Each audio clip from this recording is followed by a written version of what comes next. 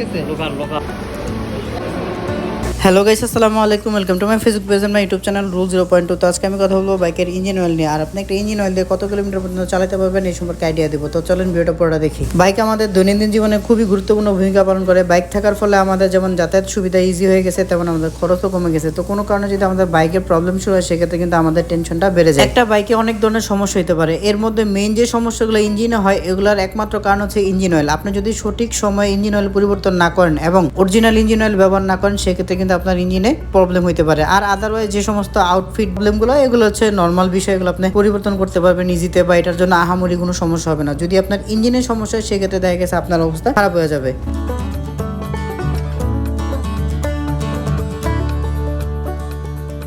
Engine oil আমাদের বাইকের ইঞ্জিনের জন্য কতটা উপকারী এই বিষয়ে কথা বলবো। তো ইঞ্জিন অয়েলটার কারণে মূলত আমাদের ভিতরে ইঞ্জিনের ভিতরে যে যন্ত্রাংশগুলো থাকে, বিভিন্ন রোকার পিন, ক্যাম রোকার, পিস্টন, টাইমিং চেন, অ্যাডজাস্টার, যত কিছু আছে, এগুলোর প্রত্যেকটা হচ্ছে ইঞ্জিন অয়েলটা থাকার কারণে এগুলো ইজিলি ঘোরাঘুরি করে। ঘর্ষণটা এত জোরে জোরে যে ভিতরে ঘর্ষণ হয় বা বাইরে বেরিয়ে, এগুলো হচ্ছে ইঞ্জিন অয়েলটা থাকার কারণে এগুলোতে কোনো সমস্যা হয় না। যদি আপনার ইঞ্জিন অয়েল শর্ট থাকে কিংবা কম থাকে, সেক্ষেত্রে দেখা গেছে ওই পার্টসগুলা, ওই যন্ত্রাংশগুলো শুকনো অবস্থায় ঘষাঘষি হয়, সেক্ষেত্রে আপনার ইঞ্জিনের সাউন্ড নষ্ট হয়ে যেতে পারে। তো ইঞ্জিন অয়েল থাকার কারণে আমাদের এই যে ইঞ্জিনের ভিতরে এত পরিমাণ যন্ত্রাংশ চলমান হয়, এগুলোর কোনো সমস্যা হয় না। কারণ ইঞ্জিন অয়েল বিভিন্ন কেমিক্যাল দিয়ে তৈরি করা হয় এবং এটার একটা প্রলেপ থাকে, যেটা বাড়ি খাইলেও আমাদের যে ইঞ্জিনের যে বডি থাকে, বডিতে কোনো ইফেক্ট পড়ে না। তো এই যন্ত্রাংশগুলোকে সচল করার জন্য ইঞ্জিন অয়েলের ভূমিকা অনেক গুরুত্বপূর্ণ। তো আমাদের মধ্যে অনেকে আছেন যে ইঞ্জিন অয়েল সঠিক সময় পরিবর্তন করেন না, তাদের বাইকের ইঞ্জিনে অনেক তাড়াতাড়ি সমস্যা দেখা দেয়। দেখা গেছে অনেকে ইঞ্জিন অয়েল ডুপ্লিকেট ব্যবহার করেন, সেক্ষেত্রে দেখা গেছে তার ইঞ্জিনের সমস্যা দেখা দেয়। তো কখনোই ইঞ্জিন অয়েল ডুপ্লিকেট ব্যবহার করতে যাবেন না। 2 টাকা বেশি লাগলেও সবসময় চেষ্টা করবেন ইঞ্জিন অয়েল অরিজিনাল মানে ব্যবহার করার জন্য। এবং আপনার বাইকের ইঞ্জিন অয়েল দিয়ে আপনি কতটুকু চালাতে পারবেন সেই সম্পর্কে আপনার ধারণা নেবেন। ধরেন আপনি যদি একটা মিনারেল ইঞ্জিন অয়েল ব্যবহার করেন, সেই মিনারেল ইঞ্জিন অয়েল দিয়ে আপনি ব্যবহার করবেন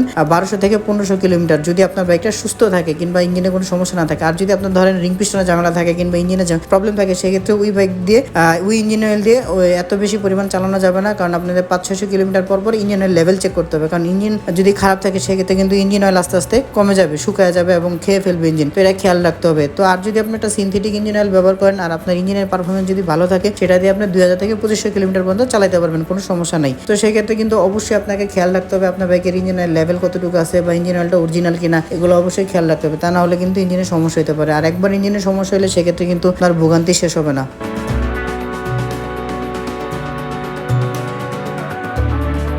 ঈদে যারা প্ল্যানিং করেছেন বাইক নিয়ে বাড়িতে যাবেন, তারা সাথে করে একটা ইঞ্জিন অয়েল নিয়ে যাবেন। এই কারণে বলি, তো আমি যেহেতু এর আগে বলছি যে একটা ইঞ্জিন অয়েল দিয়ে আপনি 1500 কিলোমিটার চালাতে পারবেন, কিন্তু না, যদি আপনি ওই 500 কিলোমিটার একটা না একটা বাইকে এক ইঞ্জিন অয়েল দিয়ে চালান, সেক্ষেত্রে কিন্তু ওই ইঞ্জিন অয়েলটা পরিবর্তন করে ফেলা ভালো। কারণ আপনি 1500 কিলো 2 মাস 3 মাস বৈশা চালাইছেন, কোনো সমস্যা হয় না, কারণ ডেলি 10 কিলো 20 কিলো চালাইছেন। আর আপনি যখন লং রাইডে যাবেন 500-600 কিলো একদিনে চালাবেন, তখন কিন্তু আপনি টানা চালাইতেছেন, সেক্ষেত্রে কিন্তু ইঞ্জিন অয়েলটাতে ইফেক্ট পড়ে বেশি। তো সেক্ষেত্রে আমি বলবো, যদি কারো জার্নি 500 কিলোমিটার হয়, সেক্ষেত্রে যাওয়ার সময় একটা ইঞ্জিন অয়েল ভরে নিয়ে যাবেন, আর আসার সময় অবশ্যই আরেকটা ভরে নিয়ে আসবেন। সেক্ষেত্রে আপনার বাইকের ইঞ্জিনে কোনো সমস্যা হবে না। কারণ